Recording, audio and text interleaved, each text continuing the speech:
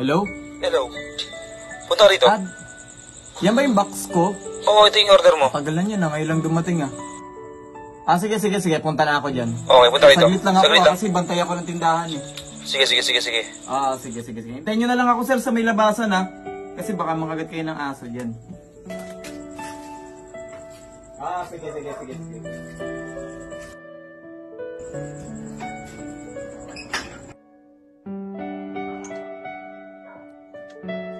Hoy!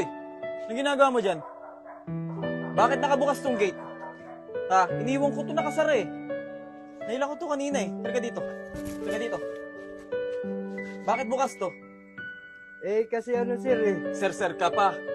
Siguro ikaw yung isa sa mga magnanakaw dito, no? Magpapalusot ka pa. Kilala ko yung mga ganyan. Alam ko yung mga ganyan. Magpapalusot, lulusot ka at lulusot. Titingnan ko kung may mga nawala dito sa loob, ha? Kasi sir eh. Hindi.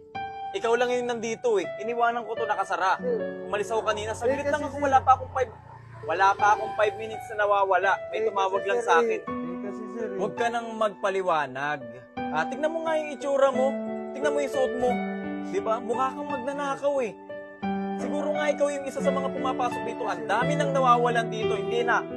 Siguro pang-addict mo yan, ano? Siguro gumagamit ka. Kasi sir eh. Tayin ko lang yung kasama ko.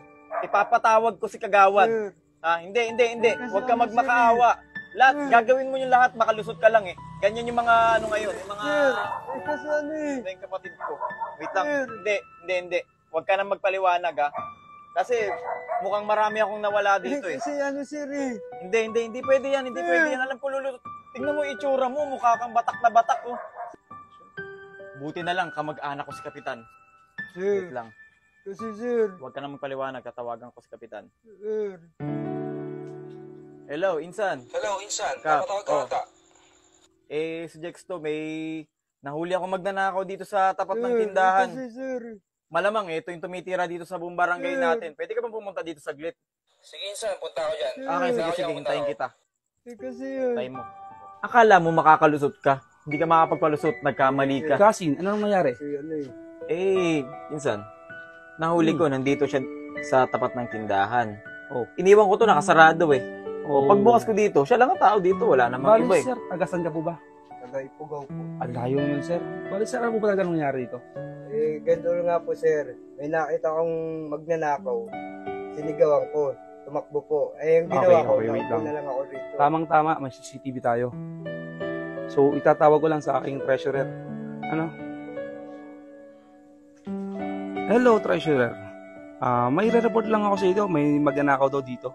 Pwede bang ma-review yung ating CCTV dito sa block 2.35? Okay, maraming salamat po. Okay, Kasin. Nag-send si treasurer ng result. Tingnan natin. Ayan, mas okay yan.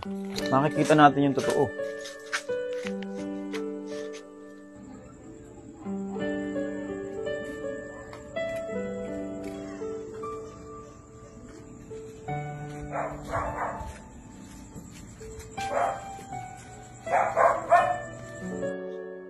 Uy! Anong ginagawa mo dyan? Kasi sir, kanina pa ako gusto magpaliwanag sa iyo. Ayaw mo lang ako pagpaliwanagin. Sir, bago po kayo mangusga sa panglabas ko at pananamit ko, alamin muna yung nangyayari.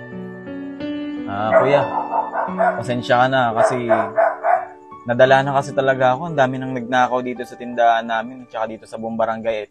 Laghanap talaga yung mga nakawan. Hindi ko naman alam na gano'n na nangyari. Tumingi na lang ng pasensya sa'yo Sana mapatawad mo ako.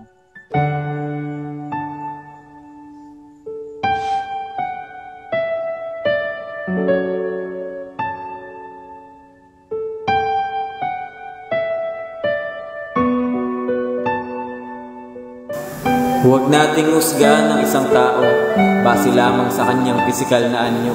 Alamin muna natin ang tunay na nangyari bago tayo manghusga.